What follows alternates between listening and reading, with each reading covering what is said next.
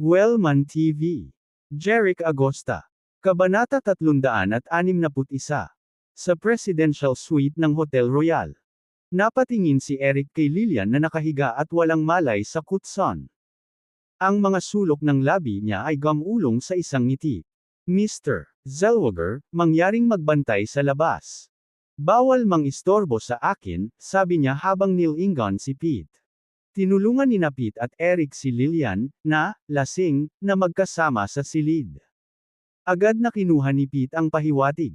Oo, Ginoong Fidalgo. Please enjoy yourself. Pagkatapos noon, lumabas si Pete sa kwarto at isinara ang pinto. Tinitigan ni Eric si Lilian na may gutom na mga mata. Walang sinuman sa mga babaeng nagustuhan niya ang makatakas sa kanya. Ganon din si Lilian Morales. Tama nga, si Lilian ay, lasing at walang malay dahil na-spite ni Pete ang kanyang inumin. At si Eric ang nagutos kay Pete na gawin iyon. Nakaplano na ang lahat. Sa ganoong paraan lamang niya ito masusulit. Sa isang kisap mata, hinubad ni Eric ang sarili. Pagkatapos, na may masamang kislap sa kanyang mga mata, lumapit siya kay Lilian sa kama. Iniunat niya ang kanyang maruruming paa sa walang malay na si Lilian. Pagkatapos, isang mahinang kalabog ang umalangaw sa labas. Nagulat si Eric, lumingon sa pinto, at malakas na nagtanong, Pete, anong nangyayari? Gayunpaman, hindi sumagot si Pete. Kumunot ang noo ni Eric. Inutusan niya si Pete na magbantay sa labas at hindi naaalis si Pete. Kaya naman tumalikod si Eric at naglakad patungo sa pinto para tingnan. Ngunit bago pa man siya makahakbang ay biglang bumukas ang pinto. Pagkatapos, nakita niya ang isang figure na pumasok. Bago pa siya makapag-react, sinipa siya ng nanghihimasok sa pagitan ng kanyang mga hita. Ang sipa na iyon ay halos mabali ang kanyang mga bola. At hindi man sila mabali, ang sipa lang ay napabuntong hininga siya sa sakit. Namula ang mukha ni Eric. Ibinuka niya ang kanyang bibig ngunit hindi makagawa ng ingay. Pagkatapos, sa isang plop, siya ay nahulog at gamulong sa lupa.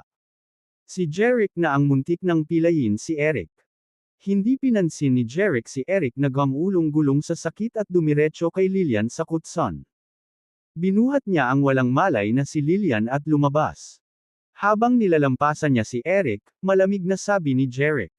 Makinig ka, si Lilian ang girlfriend ko. Binabalaan kita ngayon. Kung maglalakas loob kang pag nasaan muli si Lilian, lampoin kita. Pagkasabi nun, sinipa ulit ni Jeric si Eric sa mukha. Pinalipad niya si Eric ng ilang yarda ang layo. Tumama ang ulo ni Eric sa isang kasangkapan at agad itong nawalan ng malay sa sakit. Binuhat ni Jeric ang walang malay na si Lilian palabas. Pagkalabas ng hotel, isinakay ni Jeric si Lilian sa kanyang Lamborghini. Tapos, nag-drive na siya palayo. Maaga kinaumagahan. Iminulat ni Lilian ang kanyang mga mata, at natagpuan niya ang kanyang sarili sa isang kakaibang lugar. Bumangon siya sa kama at nakita niyang isa itong maluwang na kwarto. Ang mga kurtina sa silid ay kalahating sarado, at nakikita niya ang dagat sa pamamagitan ng sahig hanggang sa kisame na salamin. Hindi niya maiwasang magtaka. Saan ang lugar na ito? Parang hindi Hotel Royal o ang hotel na tinutuluyan niya. Dahil walang paraan na makita niya ang dagat sa mga lugar na iyon. Sa sandaling iyon, bumukas ang pinto. Sa isang apron, pumasok si Jeric na may dalang ilang mga plato ng sandwich, ham, pritong itlog, at 2 baso ng gatas sa isang tray. Jeric. Nakaramdam ng higit na kasiyahan si Lilian kaysa sa pagtataka nang makita si Jeric.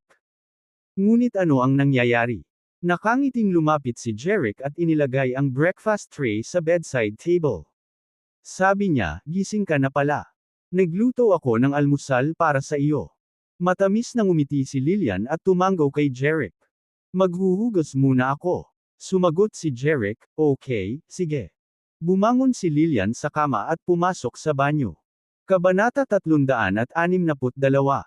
Maya-maya pa'y natapos na siyang maghugas at lumabas na. Pagkatapos ay umupo siya sa tabi ni Jeric at sinimula ng kanilang almusal. Habang kumakain si Lilian ng kanyang sandwich, tinanong niya si Jeric, Jeric, naalala ko na nalasing ako sa party kagabi. Paano ako nagising dito? Paliwanag ni Jeric. Naubos na ang iyong alak. Kung ako ay dumating mamaya, natatakot ako na ikaw ay kinain ni Eric Fidalgo. Nang marinig iyon ni Lillian, siya. Sa wakas ay bumalik si Lillian sa kanyang katinoan matapos makaramdam ng pasasalamat at kaligayahan. Pagkatapos ay nagtanong siya, Jeric, paano mo nagagawang magkaroon ng napakaraming pera para makabili ng hillside villa? Alam niya na itinatag niya ang Evermore Group kasama si Claire Carter. Alam din niya na ang Evermore Group ay umuunlad. Ngunit gayunpaman, ang 100 milyon ay hindi isang maliit na halaga. Ipinaliwanag ni Jeric, bukod sa mga kita ko sa Evermore Group, kumita rin ako ng kayamanan sa stock market. Kaya kung bumili ng villa sa kalagitnaan ng bundok na nagkakahalaga ng 100 milyong dolyar. Pumayag naman si Lillian na kayang-kaya nito.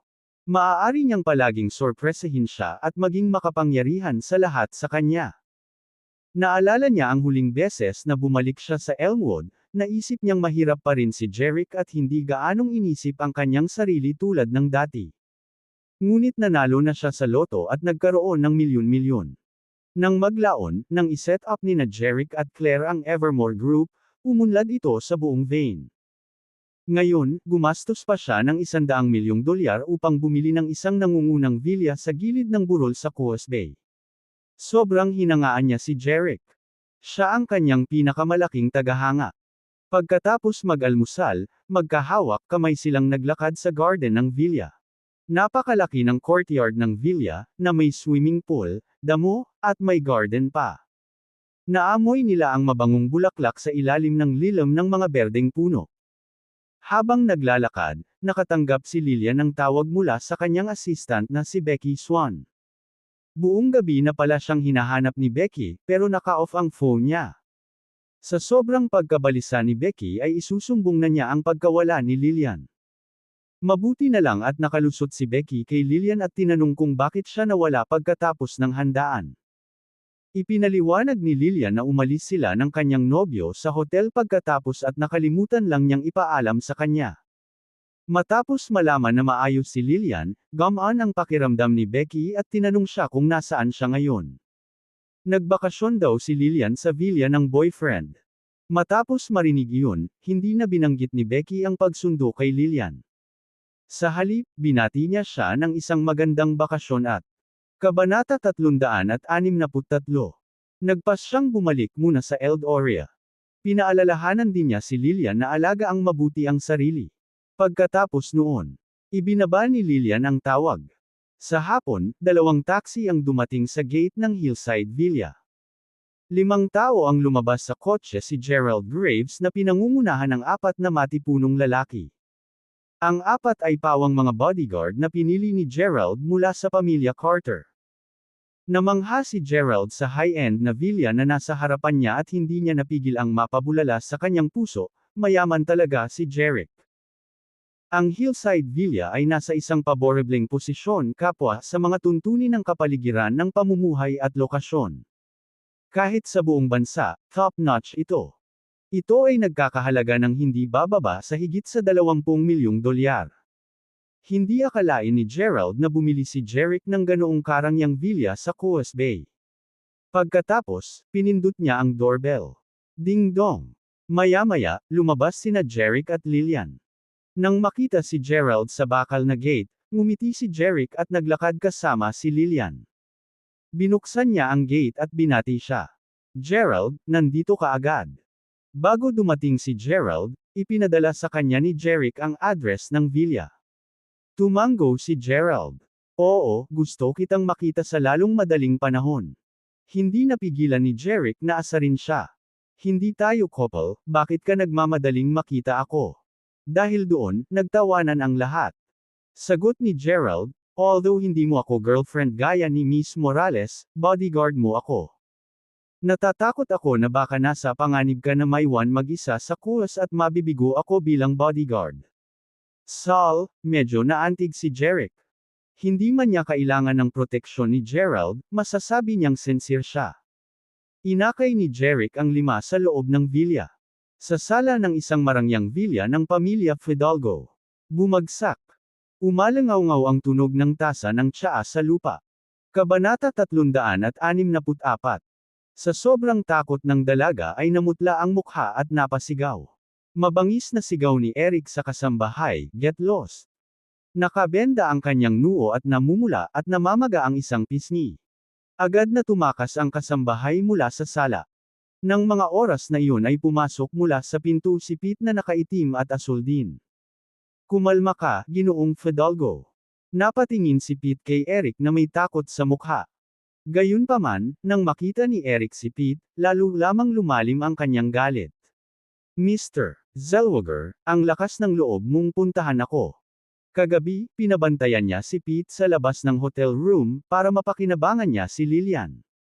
Gayunpaman, hindi lamang nawala sa kanya ang babae, ngunit siya ay halos napilayan ni Jeric. At lahat ng ito ay dahil hindi siya binalaan ni Pete sa oras upang siya ay magbantay. Mukhang naagrabyado si Pete at nakiusap sa kanya. "Mr. Fidalgo, na-knockout ako kagabi bago ko pa man makita ng malinaw ang mukha niya. Hindi kita maaaring bigyan ng babala kahit na gusto ko. Ngunit ang aking pagwawalang bahala sa tungkulin ang naging dahilan ng pagkasugat mo ni Mr. G. Fidalgo, parusahan mo ako."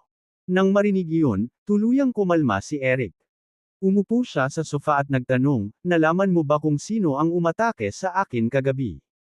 Mataimtim na sinabi ni Pete, "I did."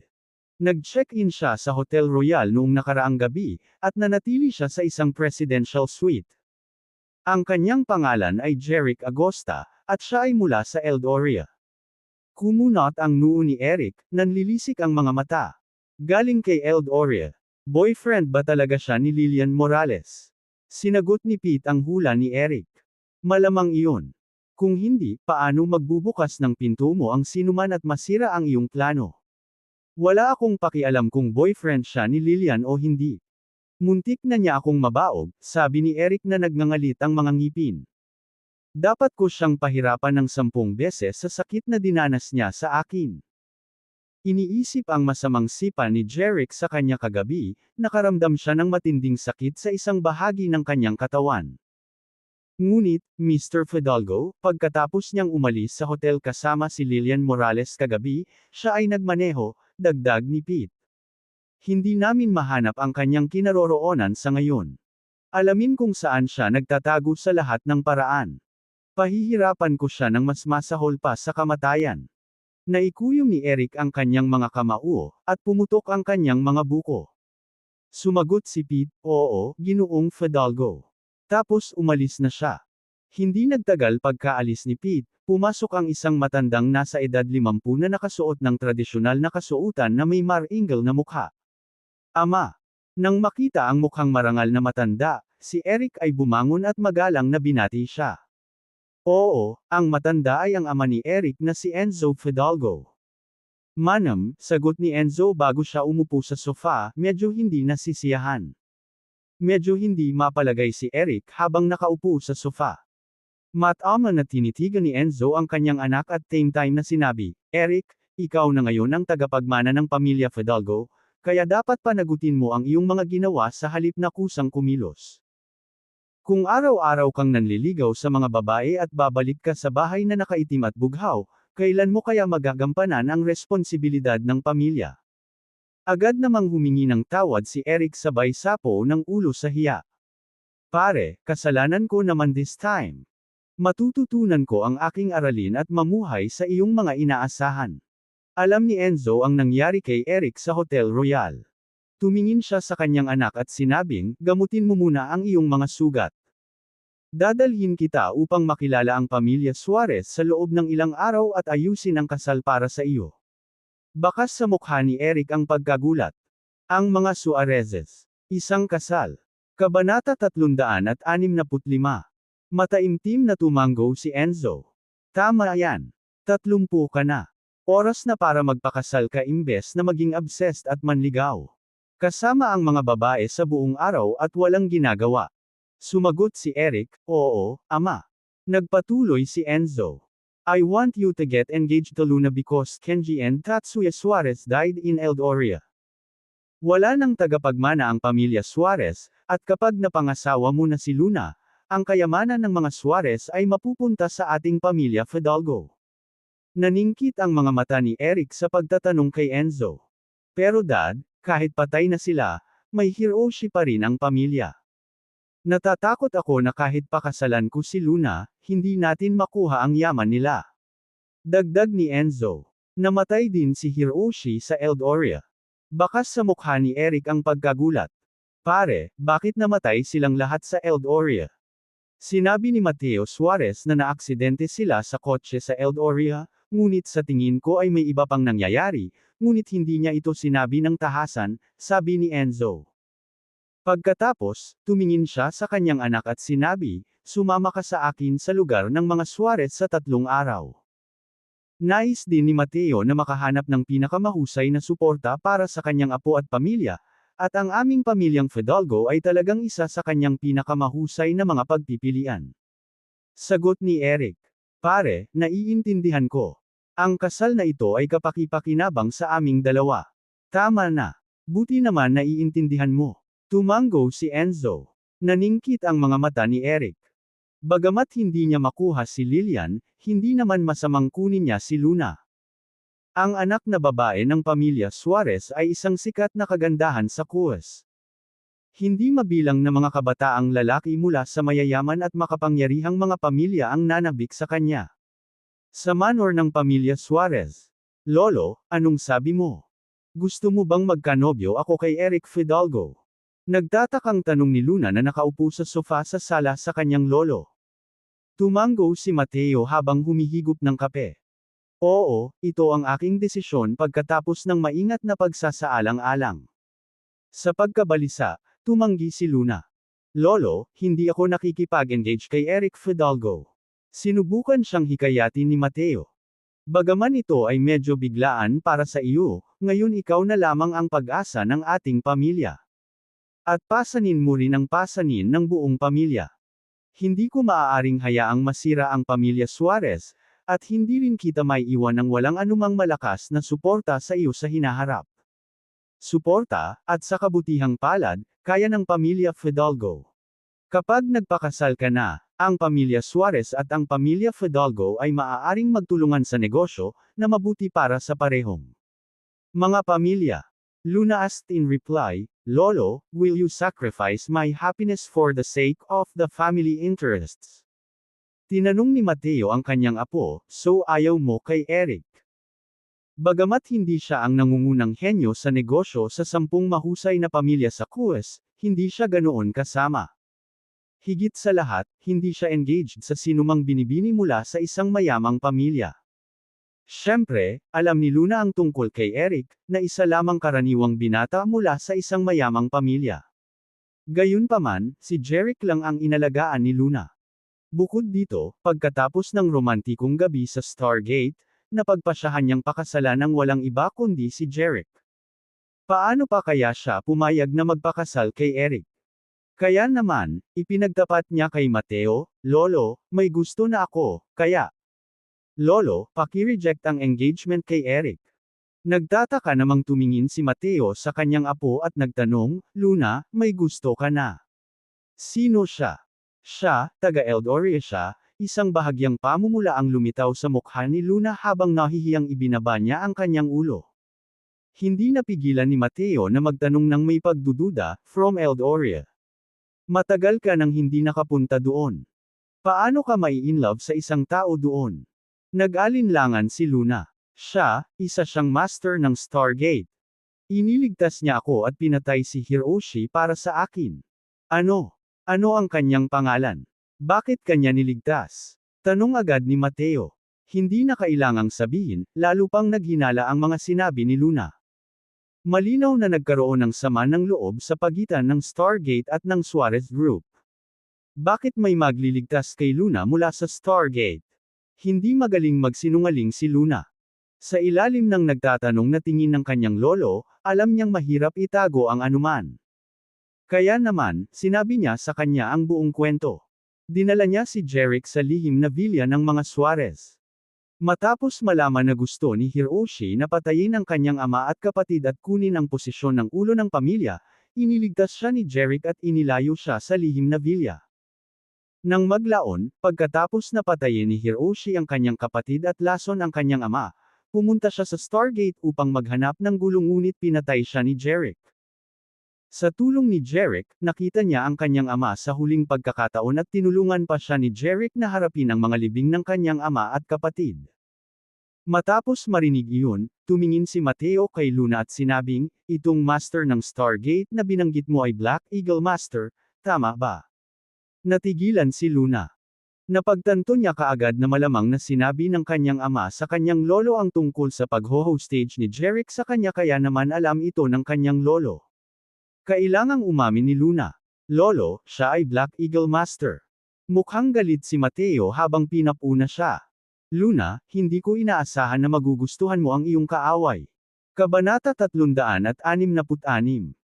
Itong Black Eagle Master ay sinira ang martial arts ng iyong kapatid, nasugatan ang iyong ama, at pinatay ang mga amo ng ating pamilya Suarez. At hindi lang hindi mo siya tinatrato bilang isang kaaway, kundi nagustuhan mo rin siya. Kung alam ito ng iyong ama at kapatid, tiyak na hindi sila mapapahinga ng mapayapa. Dahil doon, nalungkot si Luna, na may mga luhang tumutulo sa kanyang mga mata. Ito ang unang pagkakataon na pinagalitan siya ng kanyang lolo.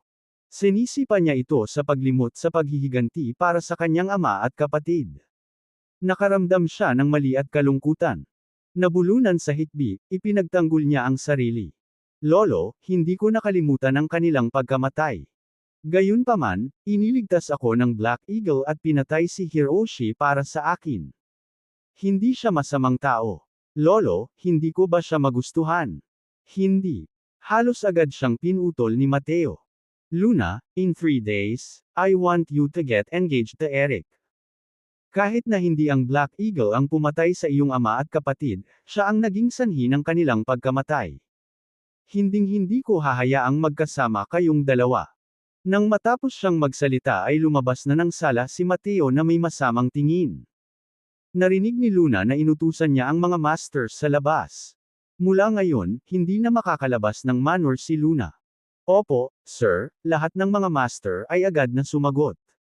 Tumulo ang luha ng hinaing sa mukha ni Luna. Pagkatapos, kinuha niya ang kanyang telepono, hinanap ang impormasyon ni Jerick, at dinayal ang numero nito. Matingkad na naiilawan ng silid kainan sa ikalawang palapag ng Hillside Villa. Umupo sina Jerick at Lillian sa mesa kung saan may 3 pulang kandila sa isang metal na kandelero. Sa harap nila ay steak, foie gras bread, at alak. Sina Jerick at Lillian ay nagkakaroon ng candlelight dinner. Ang kapaligiran ay romantiko. Nagkatinginan silang dalawa na may matamis na ngiti. Itinaas ni Jerick ang kanyang baso at nag-toast kay Lillian. "Cheers, Lily. Nais kong maganda at kaakit-akit ka magpakailanman." Ngumiti ng maganda si Lillian at sinabing, "Salamat." Tumunog ang kanilang mga baso ng alak. Clink. Pagkatapos, ininom nila ang red wine sa kanilang mga kamay. Matapos maibaba ang mga baso, sinimulan nilang gupitan ang steak gamit ang mga kutsilyo at tinidor. Kinuha ni Jerick ang isang piraso ng malambot na steak na may tinidor, inilagay ito sa kanyang bibig, at nilasap ito. Biglang tumunog ang cellphone niya. Sing-sing, sing-sing, sing-sing. Sinulyapan ni Lillian si Jerick at pinaalalahanan siya. "May tumatawag sa'yo." Ibinaba ni Jerick ang kanyang mga kubyertos at tiningnan ang kanyang telepono. Ito ay isang tawag mula kay Luna Suarez. Sa makatuwid, sinabi ni Jerick kay Lillian, "Kukunin ko ito." Tumango si Lillian sa kanya. Pagkatapos ay tumayo si Jerick at umalis sa kanyang upuan patungo sa balkonahe sa labas ng sala. Hindi maiwasan ni Lillian na magtaka kung sino ang tumatawag. Kailangan niyang magkaroon ng kaunting espasyo para sa tawag. Sa balkonahe sa ikalawang palapag, sinagot ni Jerick ang tawag na, "Hello, Luna, anong problema?" "Jerick, gusto ng lolo ko na magpakasal ako kay Eric Fidalgo sa loob ng 3 araw. Ano sa tingin mo ang dapat kong gawin?" Humihikbi si Luna sa telepono. Mabilis siyang inaliw ni Jerick, "Luna, calm down. Huwag kang mag-alala, hindi ka magiging engaged kay Eric Fidalgo. Ipinapangako ko sa iyo." "Jerick, sinabi ko sa lolo ko na gusto kita, ngunit tinutulan niya ang pagsasama namin, sinabing ikaw ang dahilan ng pagkamatay ng aking ama at ang pag-iyak ng aking kapatid na si Luna. Kabanata 367. Patuloy ni Jeric, Luna, huwag kang umiyak. Kahit hindi ako maintindihan ng lolo mo, hindi ako susuko. Paano ito? Pupunta ako sa bahay mo sa loob ng 3 araw at lutisin ang lahat ng hindi pagkakaunawaan, okay? Pero natatakot ako na kahit dumating ka, hindi ka papakinggan ng lolo ko. Baka salakayin ka pa ng mga amo natin, nag-aalalang sagot ni Luna. Napangiti si Jeric. Hindi mo kailangang alalahanin iyon. Kahit na ang mga Panginoon ng pamilya mo, hindi nila mahawakan ng isang buhok ng ulo ko. Tila naalala ni Luna na magaling na manlalaban si Jeric, kaya sa wakas ay natuwa siya ng kaunti. Kaya mo ba talagang lutisin ang hindi pagkakaunawaan ng aking lolo tungkol sa iyo? Kinumpirma ni Jeric ang kanyang tanong. Oo, hindi naman big deal. Makikita mo sa loob ng 3 araw. Okay, hihintayin kita, she said. Malaki ang tiwala niya kay Jeric. Ayan tuloy. Kailangan ko nang umalis. Okay, bye-bye. Pagkatapos noon, binaba ni Jeric ang tawag, bumalik sa bulwagan, at umupo. Jeric, sino yun? Casual na tanong ni Lillian, pero sa totoo lang, sobrang curious ang nararamdaman niya. Nagpatuloy si Jeric sa paghiwa ng steak habang siya ay sumagot. Luna Suarez, mula sa pamilya Suarez. Bahagyang sumimangot ang maselang kilay ni Lillian. Luna Suarez. Hindi ba siya sikat sa mga lalaki mula sa mayayamang pamilya sa Kuwes? Bakit kanya pinatawag? Nagpadala si Jeric ng isang piraso ng steak sa kanyang bibig, nginuya ito, at nagpaliwanag. Iniligtas ko ang kanyang buhay sa Eldoria, at pagkatapos ay umibig siya. Kasama ko. Klang. Ibinagsak ni Lillian ang kanyang kutsilyo at tinidor sa plato. Bigla siyang tumingin sa ibaba at bamulong, kaya mayroon kang ibang manliligaw. Gayunpaman, tinitigan ni Jeric si Lillian at sinabing, huwag mong intindihin, Lillian. Kahit maraming babae ang nagkakagusto sa akin, you'll always be my unang pag-ibig. At ikaw din ang magiging manliligaw ko sa buhay na ito. Hindi nagbago ang pagmamahal ko sa'yo. Nadamay si Lillian. Masasabi niyang hindi pa rin nagbabago ang nararamdaman nito para sa kanya. Tinitigan ni Lillian si Jeric at tinanong, so what about Luna Suarez? Si Luna ay isang taong gusto ko rin. I promised her that I will protect her for the rest of my life, mataimtim na deklara ni Jeric. Muling nalungkot si Lillian. Gayunpaman, nagpatuloy si Jeric, Lillian, kahit kanino ako mahalin, hindi nagbago ang pagmamahal ko sa iyo. Kabanata 368. At walang makakapagpabago ng pagmamahal ko sa iyo kahit kaunti.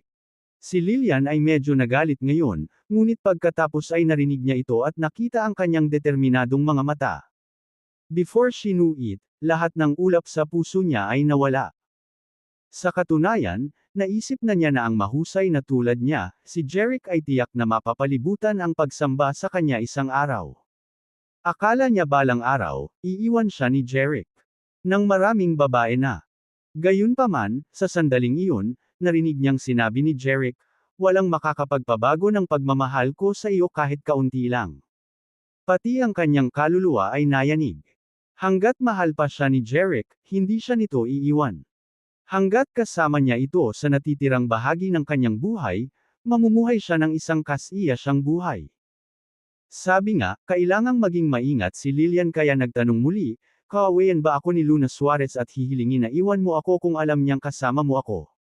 Sabi ni Jeric, first come first served. Ikaw ang girlfriend ko bago siya. It'll be good enough kung hindi mo siya itataboy. How dare she be rude to you? Nang marinig iyon, nakahinga ng maluwag si Lillian. Napagtanto niya na mas mahalaga siya kay Jeric kaysa kay Luna Suarez. Dahil doon ay mas naging magaan ang pakiramdam ni Lillian. Ikaw na mismo nagsabi. If you dare to abandon me for another woman and forget what you said to me today, I won't let you off. Lillian glared at Jeric. Gayunpaman, ngumiti ng masama si Jeric at sinabing, okay, gusto kong makita kung paano mo ako hindi papaalisin ngayong gabi. Agad na kinuha ni Lillian ang pahiwatig. Namula siya at sinabing, bastos ka, ayaw kitang kausapin. Kung ayaw mo akong kausapin, kakausapin kita. Bumangon si Seymour at kinapa ang kanyang leeg para halikan siya sa magkabilang pisngi. Red as a beet, Lillian murmured, paano kung makita tayo ni Gerald at ng iba pa? Bumalik ka na sa pagkain mo. Walang pakialam si Jerick sa sinabi niya, so what? Hindi ba natural na halikan ko ang girlfriend ko? Hindi naman ako nahihiya. Hindi mapagtagumpayan ni Lillian si Jerick sa isang argumento, kaya ibinaon niya ang sarili sa kanyang steak. Pagkatapos ng hapunan, nang tatayo na si Lillian, tungkol kay Lily, babuhitan ko siya ngayon sa itaas. Lumapit si Jerick sa kanya at sinabing, para ipakita na hindi ko babaguhin ang aking. Bago pa makapag-react si Lillian ay binuhat na siya ni Jerick. Magiliw na hinampas ni Lillian si Jerick sa balikat. Ano ang gusto mo ngayon? Ano sa tingin mo ang susunod nating gagawin pagkatapos ng isang romantikong hapunan? Tumawa ng malakas si Jerick. Pagkatapos ay binuhat niya si Lillian sa hagdan na parang isang mapagmataas na hari. Yun. Gabi, pareho silang nahuhulog sa kaligayahan. Pagkatapos ng ilang ikot, nawala ang hilig ng sila ay tahimik na nakatulog. Sa kalangitan sa gabi, ang maliwanag na buwan ay tahimik na sumikat sa mga magkasintahan sa pagtulog. Kabanata 369. Makalipas ang 3 araw, sa gabi, sa manor ng pamilya Suarez. Ilang luxury cars ang pumasok sa manor at huminto sa harap ng isang napakarangyang villa. Agad namang humakbang ang mga bodyguard ng manor para buksan ang pinto at bumaba sa mga sasakyan sina Enzo at Eric. Agad namang naglakad sina Mateo at Luna na kanina pa naghihintay sa harap ng villa. Siyempre, kumpara sa nakangiting si Mateo, wala ni Katie ting nangiti si Luna. Ang tanging makikita sa mukha niya ay ang lamig ng yelo dahil hindi niya nagustuhan ang engagement kay Eric. Inilahad ni Mateo ang kamay kay Enzo at nakangiting sabi, Enzo, sa wakas nandito ka na. Nakipagkamay si Enzo kay Mateo at sinabing, sorry to keep you waiting. Hindi, dumating ka sa tamang oras. Pagkatapos magsabi ng kaunting pakiusap kay Enzo, tumingin si Mateo kay Eric at sinabing, Eric, welcome to our place. Yumuko si Eric at binati si Mateo. Ikinagagalak kung makilala ka, Mr. Suarez. Tapos, yumuko din siya kay Luna. Miss Suarez, nice to meet you. Gayunpaman, sa pagtanggap ng pagbati ni Eric, si Luna ay kumilos ng walang pakialam at bahagyang tumango. Dahil sa malamig na balikat, hindi maiwasang mapaisip ni Eric, bakit parang hindi ako gusto ni Luna. Upang maibsan ang awkward na kapaligiran, mabilis na sinabi ni Mateo sa mag-ama, tara na sa loob at mag-usap. Nakangiting tumango si Enzo. Sure, mag-usap tayo sa loob. Pumasok ang grupo ng mga tao sa villa at umupo sa sala. Pagkatapos, nagtimpla ng kape si Mateo at inihain kay Enzo at sa kanyang anak, pati na rin sa kanya at kay Luna. Magkape ka. Pakiusap. Pagkatapos ng ilang higop ng kape, tumingin si Enzo kay Mateo at sinabing, Mr. Suarez, napag-usapan namin ang kasal ng anak ko at ni Luna ilang araw na ang nakakaraan. Nagtataka ako kung may anumang pagbabago sa ngayon. Sumili ang ngiti sa mukha ni Mateo. Paano maaaring magbago ang gayong kahangahangang bagay? Si Luna at Eric ay isang perpektong tugma para sa isa't isa. Natuwa si Enzo at ang kanyang anak sa narinig. Haha, tama si G. Suarez. Talagang match made in heaven sila. Dahil sa tingin ni Mr. Suarez ay walang problema, pumili tayo ng magandang date para magdaos ng kasal para sa kanila. Kabanata 370. Tumango si Mateo. Manam, sige. Gayunpaman, kung paanong nagdesisyon na sina Enzo at Maleo sa kasal nina Luna at Eric. Pagkaupo sa sala, agad namang tumutol si Luna na matagal nang hindi nasisiyahan. Hindi ako sang-ayon sa kasal na ito. Pagkasabi niya noon ay kumunat ang noo ni Mateo, habang si Enzo at Eric naman ay nagulat. Sa totoo lang, matagal na nilang natuklasan na may kakaiba kay Luna. Hindi lang nila inaasahan na hindi siya sisang-ayon ng malakas. Miss Suarez, may hindi ka ba nagustuhan kay Eric? Kung oo, sabihin mo lang sa akin at hilingin ko sa kanya na baguhin ito, magiliw na sabi ni Enzo. Mariing bati ni Eric sa kanyang ama. Tama, Miss Luna. Hanggat hinihiling mo, maaari kong baguhin ito. Gayunpaman, sabi ni Luna. Walang mali sa iyo. Hindi ito tungkol sa iyo. Ang dahilan ay mayroon na akong taong gusto ko. Napahiya agad si Eric at saglit na hindi alam ang sasabihin. Hindi niya inaasahan na may manliligaw siya. Ito ay isang sampal sa mukha. Napangasawa man niya ang ganoong babae, imposibleng magkagusto ito sa kanya. Sa totoo lang, gusto na niyang umalis. Ayaw niyang mapahiya ang sarili niya doon. Gayunpaman, pinigilan siya ni Enzo sa isang sulyap, umaasang hindi siya kikilos ng basta-basta. Obviously, sa mata ni Enzo, hindi mahalaga kung may manliligaw si Luna o wala. Ang gusto ni Enzo ay ang napakalaking halaga ng negosyo ng mga Suarez. Ngumiti si Enzo, tumingin kay Mateo, at sinabing, Mr. Suarez, hindi ko alam na may gusto na pala si Luna. Bakit hindi natin, Enzo, hindi na mahalaga. Dahil napagkasunduan namin ito, hindi na namin ito babaguhin. May gusto man siyang lalaki o wala, si Eric lang ang mapapangasawa niya. Sinabi ni Mateo ang kanyang opinyon sa isang hindi karaniwang matatag na tono. Nang marinig yun nina Enzo at Eric ay tahimik silang nagkatinginan. Mukhang hindi pumayag si Mr. Suarez Sr. na kasama ni Luna ang taong gusto niya. Gayunpaman, hindi nagulat si Enzo. Kung tutuusin, paanong ang isang anak na babae ng isang mayamang pamilya tulad ni Luna ay magpakasal sa isang taong walang background? Siyempre, ikakasal siya sa isang mayamang pamilya na may pantay na katayuan sa lipunan at malaking tulong sa kanyang pamilya. Tama iyon. Napagkamala ni Enzo na ordinaryong tao lang ang manliligaw ni Luna. Naisip niya iyon dahil alam niyang hindi taut-utol si Mateo kung mayaman at makapangyarihan ang lalaking iyon tulad ni Eric. Mukhang naagrabyado si Luna at nagmamakaawa sa kanyang lolo. Lolo, ayoko na. Biglaan.